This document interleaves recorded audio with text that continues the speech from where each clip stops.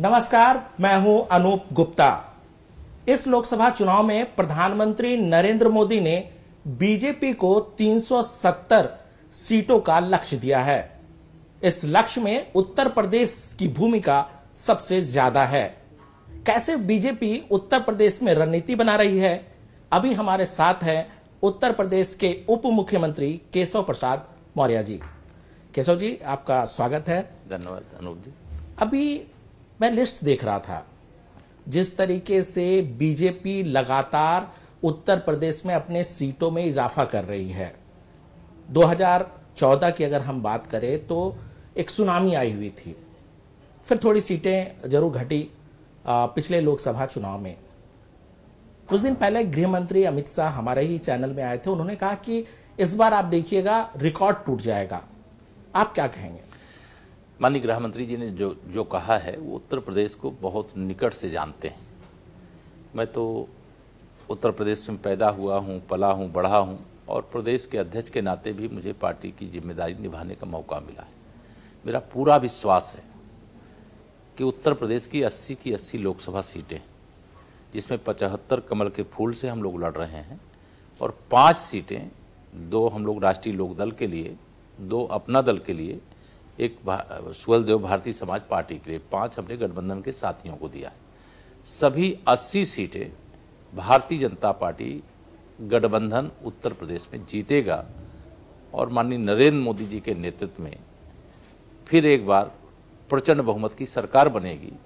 और जो लक्ष्य 370 का माननीय प्रधानमंत्री जी ने अकेले भारतीय जनता पार्टी के लिए दिया है, उस लक्ष्य में 75 कमल के फूल हम उत्तर प्रदेश की ओर से माननीय प्रधानमंत्री जी को भेंट करने के लिए पूरी तरह से प्रयासरत है। और पूरा विश्वास है कि इस ऐतिहासिक चुनाव में, जो केवल 5 साल के लिए नहीं बल्कि देश को सैकड़ों साल आगे ले जाने के लिए है, इस चुनाव में उत्तर प्रदेश अपनी महत्वपूर्ण भूमिका को निभाएगा। पहले आप प्रदेश अध्यक्ष भी रह चुके हैं, तो बड़ा दायित्व तो आपके कंधों पर है, क्योंकि कहा जाता है कि केंद्र की सत्ता जो है उत्तर प्रदेश से होकर गुजरती है।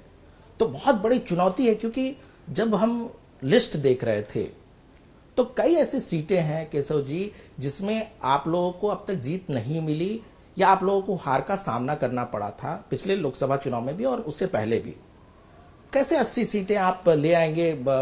विपक्षी पार्टियां तो करेंगी कि आप सिर्फ इसी तरह से आप कह दे रहे हैं कि 80 सीटें? आज की डेट में हम 2 सीटों के बारे में कह सकते हैं जिसमें हमें जीत नहीं मिली थी। एक मैनपुरी की कह सकते हैं, दूसरी रायबरेली की कह सकते हैं।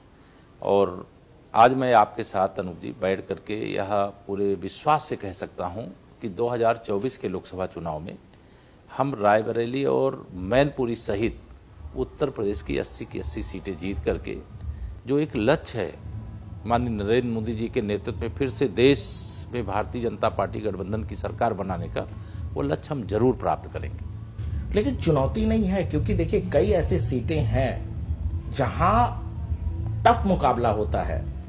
वहां पर कहीं ना कहीं लगता नहीं कि आप हल्के में आप लेकर के। सीट का नाम लीजिए, मैं आपको बता दूं। देखिए बहुत सारी सीटें हैं, पूर्वांचल की सीटें, जैसे आपने मैनपुरी और रायबरेली का तो उदाहरण आपने दिया। हाँ। देखिए गाजीपुर, आजमगढ़, देखिए पिछले बार गाजीपुर हम 2014 में जीते थे। बिल्कुल।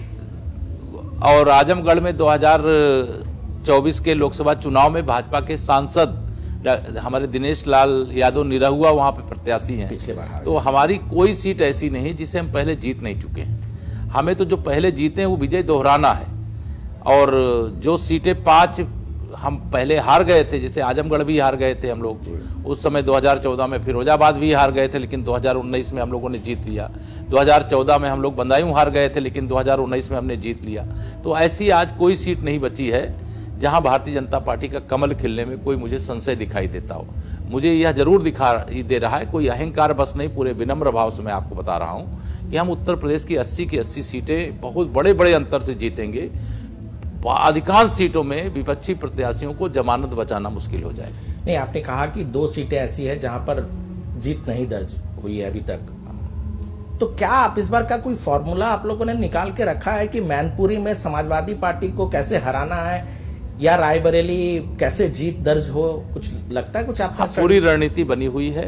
हर बूथ पर संगठन का बहुत मजबूत ढांचा खड़ा किया गया है। जिन सीटों को हम नहीं जीते थे, इसलिए हम इस बार आत्मविश्वास से भरे हुए हैं। इसीलिए हम कह रहे हैं कि इस बार हम रायबरेली और मैनपुरी जो हम पहले नहीं जीत पाए थे, वो दोनों सीटों को इस बार हम लोग जीत करके यह भी सदा के लिए मतलब दर्ज करवा देंगे, मतलब इतिहास के पन्नों में, कि हम मैनपुरी भी जीत सकते हैं, रायबरेली भी जीत सकते हैं। बाकी प्रदेश की सभी सीटों को हम पहले जीत चुके हैं, इस बार उसे हमें फिर जीतना। एक सवाल है, चूंकि चुनाव है और उससे ठीक पहले मुख्तार अंसारी का निधन हुआ, विपक्षी पार्टियों ने बहुत संदेह की दृष्टि से कई सवाल भी खड़े किए।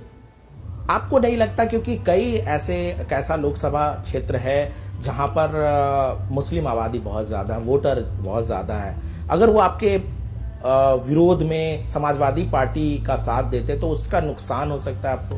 देखिए, हमें कोई नुकसान नहीं होगा। हमें पूरा विश्वास है कि चाहे गाजीपुर की लोकसभा सीट हो और चाहे अन्य कोई सीट का आप नाम लें, हर सीट पे कमल खिलेगा और 2014 से भी बड़े अंतर से कमल खिलेगा। कोई ऐसी सीट नहीं है, मैं देख रहा हूँ पूरे प्रदेश के अंदर किसी न किसी कार्यक्रम के बहाने मुझे जाने का मौका मिला है और मैंने जो फीडबैक नीचे का लिया है कि हर बूथ के टीम को एक लक्ष्य दिया गया है कि 2014, 2017, 2019, 2022 में जितना वोट आपके बूथ पर मिला है उसमें 370 वोट और बढ़ाना है, 370 और कमल अतिरिक्त खिलाना है, क्योंकि 370 अनुच्छेद हटाने का जो वादा देश से किया गया था उसे भाजपा हमारे नेतृत्व ने, हमारे प्रधानमंत्री जी ने उसको पूरा कर दिया है। बहुत जगह जब मैं बात करता हूं कि बताओ 370 बढ़ा लोगे, तो कोई कहता है 500 बढ़ा लेंगे, तो फिर मैं कहता हूं 500 अगर बढ़ा सकते हो तो 500 साल बाद रामलला अपने जन्मस्थान पर विराजे, तो रामलला को प्रणाम करो। 500 प्लस अपने यहाँ जितना वोट पहले मिलता तो उसमें बढ़ोतरी करो, तो 370 प्लस या 500 प्लस मत और लेकर के आवे। कार्यकर्ता इसके लिए काम कर रहा है और हमारे पन्ना प्रमुख तक बन गए हैं। एक पन्ने में 60 मतदाता होते हैं, पन्ना प्रमुख मतदाताओं से संपर्क कर रहे हैं, क्योंकि यह चुनाव मैं मानता हूं कि 5 साल आगे ले जाने का नहीं है, ये तो देश को बहुत आगे ले जाने का है। ये विकसित भारत 2047 तक बनाने का चुनाव है। तीसरे कार्यकाल में देश की जो अर्थव्यवस्था 5वें नंबर पर है, उसे 5वें से तीसरे नंबर पर लाने का चुनाव है। ये गरीबी को भारत से खदेड़ बाहर करने का चुनाव है, अन्नदाताओं को संपन्न बनाने का चुनाव है, युवाओं के लिए रोजगार की बरसात करने का चुनाव है, महिलाओं का सशक्तिकरण करने का चुनाव है। यह चुनाव ऐतिहासिक चुनाव है, साधारण चुनाव नहीं है। इसीलिए यह चुनाव भाजपा जितनी मजबूती से लड़ रही है, जनता भी उतनी ही मजबूती से भाजपा को जिताने के लिए, मोदी जी को तीसरी बार पीएम बनाने के लिए इस चुनाव को लड़ रही है। जब पिछला लोकसभा चुनाव हुआ था तो हमने देखा कि पूरा जो विपक्षी कुनबा था, समाजवादी पार्टी, बीएसपी, आरएलडी, सब एक साथ आपके विरोध में थे, चुनाव लड़ रहे थे। आपको लगता है कि इसका भी फायदा हो रहा है? अब आरएलडी आपके साथ है, बीएसपी समाजवादी पार्टी के साथ नहीं है, तो इसका फायदा आपको? जानकारी के लिए मैं शेयर कर दूं अनूप जी कि हम 2019 का लोकसभा चुनाव लड़ रहे थे, जब सपा, बसपा, राष्ट्रीय लोकदल, अब राष्ट्रीय लोकदल हमारे साथ है, कांग्रेस भी एक तरह से अपरोक्ष रूप से इस गठबंधन का हिस्सा थी। उस समय हमने उत्तर प्रदेश में 64 लोकसभा सीटें अपने गठबंधन के साथ जीते थे और 51% वोट प्राप्त किए थे। इस समय हम लोगों ने नारा लगाया है कि 100% वोट में से 60% वोट हमारा है, 40% वोटों में बंटवारा है और बंटवारे में भी हमारा है, क्योंकि हमने सबका साथ सबका विकास किया है। न जाति के आधार पर किसी गरीब कल्याण योजना, किसान कल्याण योजना, महिला सशक्तिकरण की योजना, युवा के उत्थान की योजना को लेकर के हम जाति के, धर्म के आधार पर किसी योजना का लाभ नहीं दिए, बल्कि हमारी सरकार ने, डबल इंजन सरकार ने सभी योजनाओं का बिना भेदभाव के सबको लाभ दिया है, सबका साथ सबका विकास किया। तो सबके आशीर्वाद की प्रार्थना भी कर रहे हैं, लोगों से वोट मांग रहे हैं। लोग कह रहे हैं चलो आप आए हैं वोट मांगने, हम वोट जरूर देंगे भाजपा को, हम तो मोदी जी को वोट देंगे। सब एक बड़ी आवाज ये निकलती है सब जगह से, कमल का फूल। अगर हमारे कई गठबंधन प्रत्याशी जो होते हैं कि नहीं मोदी जी वाला चुनाव निशान तो कमल का फूल है, तो जो बताते नहीं कमल के, मोदी जी की पार्टी से गठबंधन है, इसलिए कमल के फूल की जगह यहाँ ये चुनाव निशान है, तो वहाँ थोड़ा अतिरिक्त प्रचार भी करना पड़ रहा है। लेकिन आम गरीब से गरीब व्यक्ति को, शिक्षित तो जानता है सब कुछ, लेकिन अशिक्षित व्यक्ति है, माताएं बहनें हैं, वह भी जानती है मोदी जी का चुनाव निशान कमल का फूल है, हमें कमल का ही बटन दबाना है, क्योंकि कमल का बटन दबाएंगे तो एक गरीब को घर मिल जाएगा, नल से जल पहुंच जाएगा, बीमार है तो दवाई मिल जाएगी, अनेक प्रधानमंत्री गरीब कल्याण अन्न योजना का राशन मिल जाएगा। ऐसे तमाम विषय लोगों के मनमानस में कौंध रहे हैं। उनको लगता है कि मोदी जी आएंगे तो जिनकी जो जरूरतें हैं, जो अपने संसाधनों से, अपने कारोबार से, अपने पैसे से नहीं पूरा कर सकते हैं, उनको ये भरोसा है कि मोदी जी वो हमारा पूरा करवा देंगे, हमारे जीवन में खुशहाली ला देंगे। इसीलिए मैं एक नारा लगाया करता हूँ, लोगों को दोहराया करता हूँ कि घर घर में खुशहाली पहुँचे, बस इतना फर्ज निभा देना, बाकी सब मोदी कर देंगे, तुम कमल का बटन दबा देना। तो बड़ी तेजी से ताली बजती है कि मोदी जी के लिए कमल का बटन दबाना तो लोगों को मालूम है, तो वो कमल का बटन दबाने के लिए तैयार बैठे हैं। कब चुनाव आवे, कब उनको मतदान करने का मौका मिले, कब वह कमल खिलाएं, कब अपने जीवन में ही नहीं, जिनके जीवन में खुशहाली लाने की जरूरत अभी शेष है, उनके जीवन में खुशहाली लाने का काम करें। केशव जी, आप तो कह रहे हैं कि आप लोग रिकॉर्ड बनाने वाले हैं, लेकिन अगर उत्तर प्रदेश के इतिहास की बात करें तो उत्तर प्रदेश में कांग्रेस एक वक्त सबसे बड़ी पार्टी थी। उसको कहीं ना कहीं आप लोगों ने बहुत ही 2 सीटों पर समेट के रख दिया था। उसके बाद पिछले लोकसभा चुनाव में अमेठी में भी राहुल गांधी हार गए। अब अभी तक कांग्रेस ये डिसाइड नहीं कर पा रही है कि अमेठी में राहुल गांधी को चुनाव लड़वाया जाए या नहीं लड़वाया जाए। ये कौन सा आप लोग इफेक्ट कर देते हैं कि जो विपक्षी पार्टियां हैं और खास तौर पे जो सबसे बड़े नेता के तौर पर विपक्ष के सबसे बड़े नेता हैं, देखिए क्या ऐसा जादू है? भारतीय जनता पार्टी के कार्यकर्ता के नाते हम सबका उत्तरदायित्व है भाजपा को बढ़ाना, कांग्रेस मुक्त भारत बनाना, सपा बसपा से मुक्त उत्तर प्रदेश बनाना। इस लक्ष्य के अंतर्गत हम लोग काम करते हैं। और मैं बहुत एकदम बिना कोई भ्रम के मैं कहता हूं, कोई मेडिसिन है, अगर उसकी डेट एक्सपायर हो जाएगी, कोई खाएगा तो रिएक्शन करेगी कि नहीं करेगी? नहीं, आप एक्सपायरी डेट की दवा इस्तेमाल करेंगे तो वो रिएक्शन कर जाएगी। तो कांग्रेस एक एक्सपायरी डेट की राजनीतिक पार्टी बन गई है। सपा बसपा की राजनीति का आधार गुंडागर्दी थी, अपराधी थे, दंगाई थे, बूथ कब्जा करने वाले सरगना लोग थे। आज ये सरगनाबाजी सब खत्म हो गई। तो इसीलिए मैं कहता हूं कि सपा समाप्तवादी पार्टी, बसपा बिल्कुल समाप्तवादी पार्टी, और कांग्रेस मुक्त भारत की शुरुआत तो अरुणाचल प्रदेश ने कर दिया, उत्तर प्रदेश को करना ही नहीं पड़ा। वहां 10 ऐसी विधानसभा की सीटें जहां कांग्रेस को प्रत्याशी भी नहीं मिला, भाजपा के 10 विधायक निर्विरोध निर्वाचित हुए। मैं उनको बधाई भी देना चाहता हूं आपकी इस मंच से न्यूज 18 के मंच से। लेकिन मैं ये जरूर कहना चाहता हूं कि अब कांग्रेस को कोई नहीं चाहता है। नहीं, राहुल गांधी अगर चुनाव लड़ेंगे तो आपको लगता है कि जीत सकते हैं? या फिर राहुल गांधी अपनी कांग्रेस पार्टी नहीं बचा पा रहे हैं। हर 24 घंटे में, 48 घंटे में, 72 घंटे में एक कोई बड़ा नेता उनका साथ छोड़ करके चला जा रहा है। जब वो पार्टी नहीं संभाल पा रहे हैं तो वो किसी लोकसभा क्षेत्र के 20 लाख मतदाताओं को लगभग कैसे संभाल पाएंगे? उनके अंदर वह क्षमता नहीं है। कांग्रेस के नाम पर विरासत की सियासत बहुत कर चुके हैं। अब नानी के घर जाएं, थोड़ा आराम करें। नहीं, सवाल यह है कि अब वायनाड से तो उन्होंने नामांकन भर दिया, अब स्मृति ईरानी वहां पे भी चली गई, तो आप लोग लगता है कि राहुल गांधी को वहां पर भी हराने की रणनीति आप लोग? हम क्या उनको जिताने की रणनीति बनाएंगे क्या?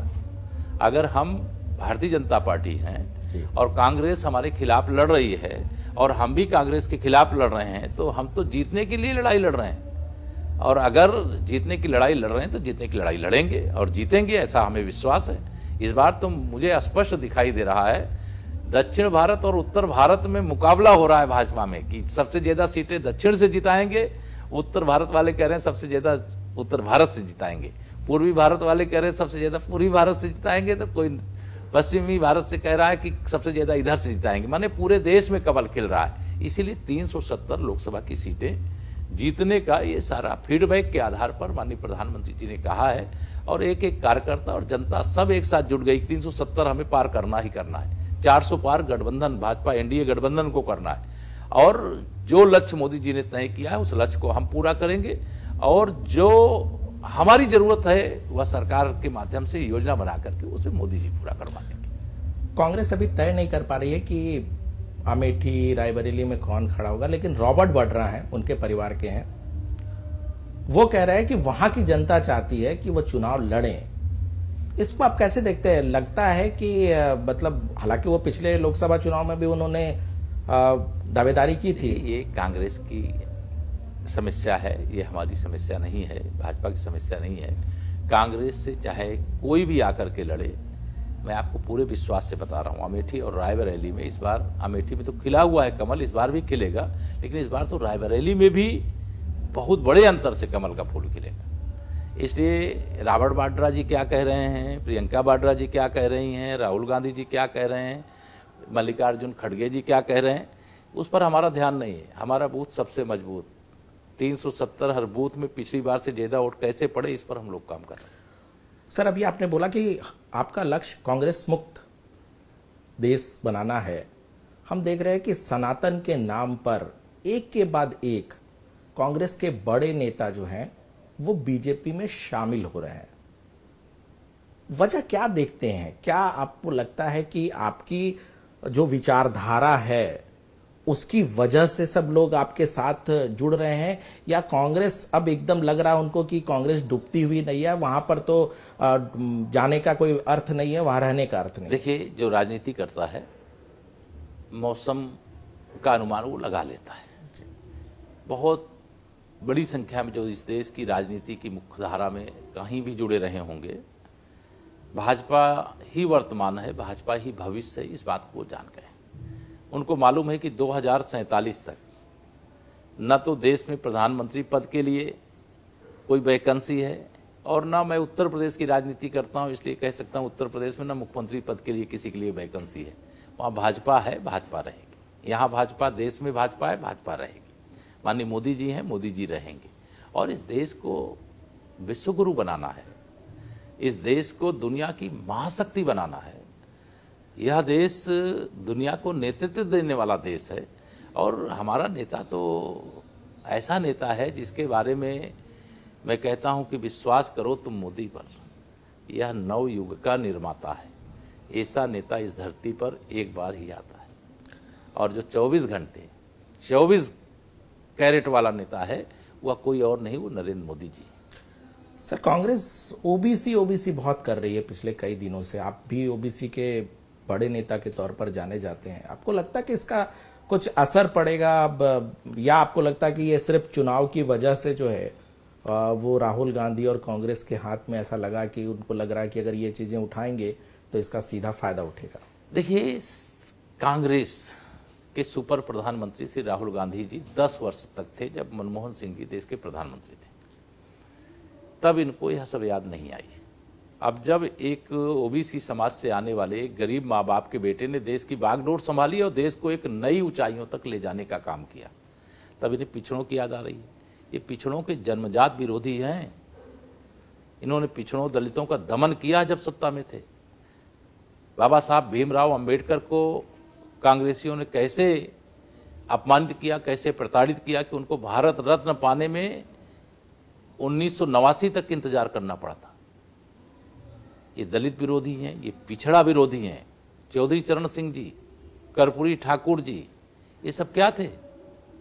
क्या चौधरी चरण सिंह जी जो किसानों के मसीहा थे वह भारत रत्न के अधिकारी नहीं थे?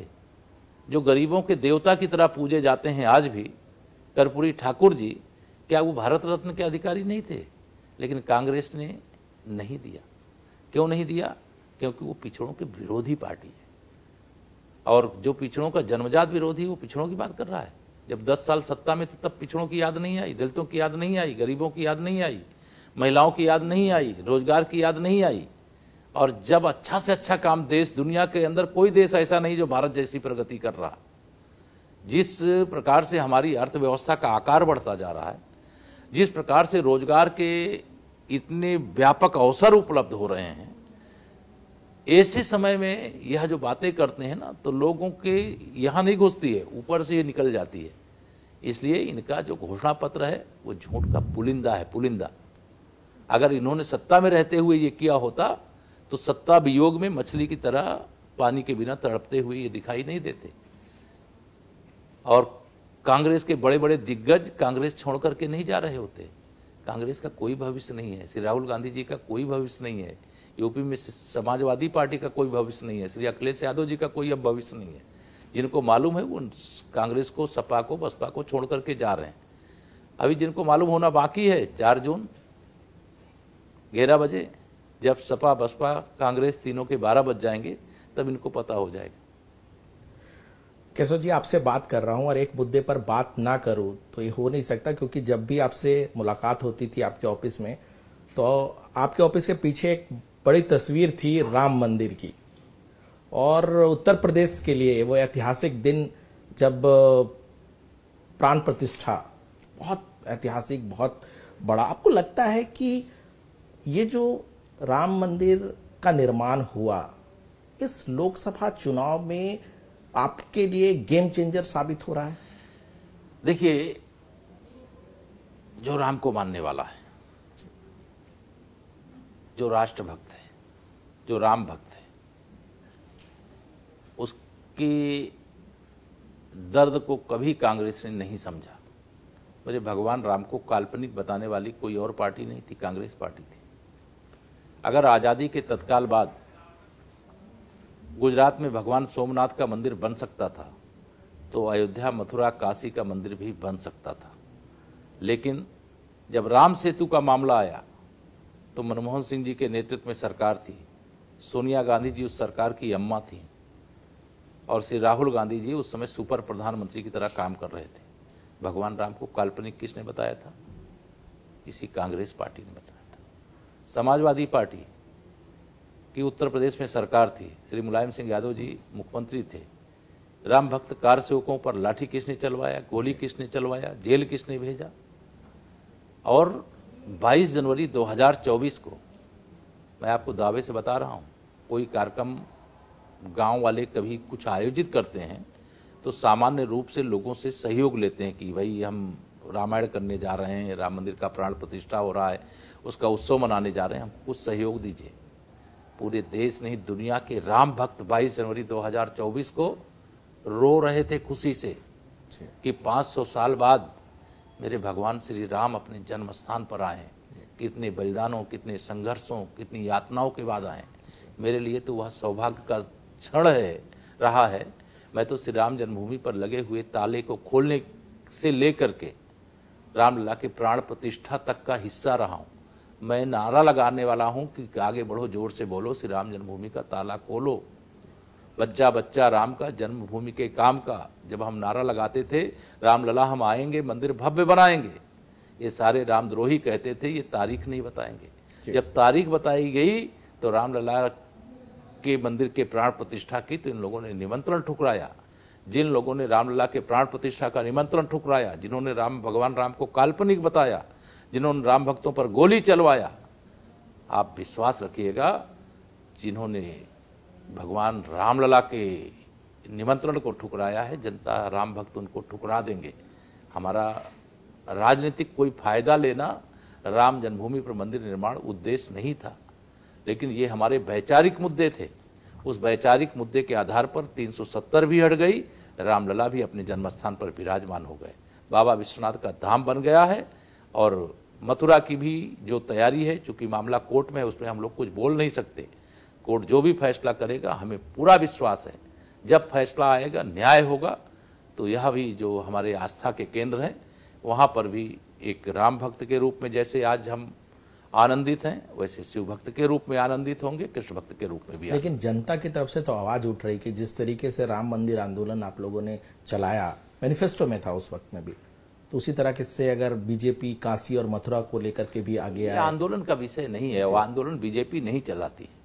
आंदोलन चलाने वाले कोई और संगठन होते हैं। और जब एक रामलला के मंदिर के लिए आंदोलन हुआ, उसका परिणाम प्राप्त हो गया, और जिस कैसे प्राप्त हुआ, देश की सर्वोच्च अदालत ने फैसला दिया, उस फैसले को लटकाना, टरकाना, भटकाना और फैसला देने से रोकने का काम उस समय की सरकारें करती थी। लेकिन माननीय नरेंद्र मोदी जी के नेतृत्व वाली सरकार के समय में सुनवाई भी हो रही है और मेरिट के आधार पर फैसले भी हो रहे हैं, और हमें तो विश्वास है। मैं तो उसी आंदोलन से निकला हुआ एक कार्यकर्ता हूँ। मैं राष्ट्रीय स्वयंसेवक संघ का स्वयंसेवक हूँ, विश्व हिंदू परिषद का लंबे समय तक संगठन मंत्री रहा हूँ। राजनीति के क्षेत्र में जो हमारे मार्गदर्शक थे उन लोगों ने भेजा। आज राजनीति के माध्यम से उत्तर प्रदेश के उप मुख्यमंत्री के नाते प्रदेश की जनता की सेवा कर रहे हैं। सर, जिस बात से शुरुआत हमने की थी कि प्रधानमंत्री नरेंद्र मोदी ने 370 का लक्ष्य दिया है, आसान लक्ष्य तो नहीं है, असंभव भी नहीं है। जी बिल्कुल असंभव भी नहीं है, और आप जाहिर सी बात आप कहेंगे असंभव नहीं है, लेकिन लगता है कि 370 सीटों का जो प्रधानमंत्री ने लक्ष्य दिया है वो बहुत बड़ी चुनौती आप लोगों के कंधे पे दे दी है, बहुत बड़ा भार दे दिया है। और देखिए, आप चूंकि ये सवाल इसलिए है कि आप उप मुख्यमंत्री हैं, बड़े नेता के तौर पर आप जाने जाते हैं।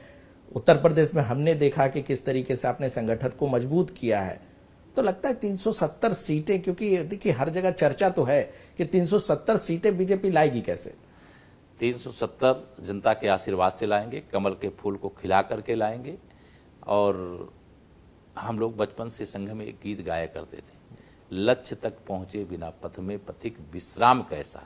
लक्ष्य है अति दूर दुर्गम, मार्ग भी हम जानते हैं, किंतु पथ के कंटकों को हम सुमन ही मानते हैं। इसलिए जो लक्ष्य निर्धारित किया है, उस लक्ष्य को प्राप्त किए बगैर भाजपा का एक भी कार्यकर्ता, हमारे कोटि करोड़ों करोड़ कार्यकर्ता, और एक एक कार्यकर्ता के सामने जैसे अर्जुन को चिड़िया की आंख दिखाई देती थी, वैसे मेरा बूथ सबसे मजबूत। भाजपा 370 प्लस, भाजपा गठबंधन 400 प्लस के लक्ष्य को प्राप्त करे। इसको लेकर के दिन रात हमारे प्रधानमंत्री जी परिश्रम कर रहे हैं, हमारे गृह मंत्री जी परिश्रम कर रहे हैं, हमारे राष्ट्रीय अध्यक्ष जी परिश्रम कर रहे हैं, हमारे प्रदेश के मुख्यमंत्री जी, हम दोनों उप मुख्यमंत्री, हमारे प्रदेश अध्यक्ष और प्रदेश नेतृत्व, सब लोग जिनको जहां जिम्मेदारी मिली है। जब तक हम लोग एक सुनते हैं श्री रामचरितमानस में चौपाई, राम काज कीन्हे बिना मोहि कहाँ विश्राम, हनुमान जी के लिए ये कहा जाता है, वैसे राष्ट्र काज कीन्हे बिना 370 सीटों पर कमल खिलाए बिना, उत्तर प्रदेश की 80 की 80 सीटें जिताए बिना मोहि कहाँ विश्राम, इस भाव से हम सब लोग काम में लगे हुए हैं और हमें पूरा विश्वास है कि इस लक्ष्य को हम लोग अर्जित कर लेंगे। चूंकि चुनावी कैंपेन बहुत जोरों पे है, आपने व्यस्त कार्यक्रम से हमारे लिए समय निकाला, आपका बहुत बहुत धन्यवाद। धन्यवाद, बहुत बहुत धन्यवाद अनूप जी।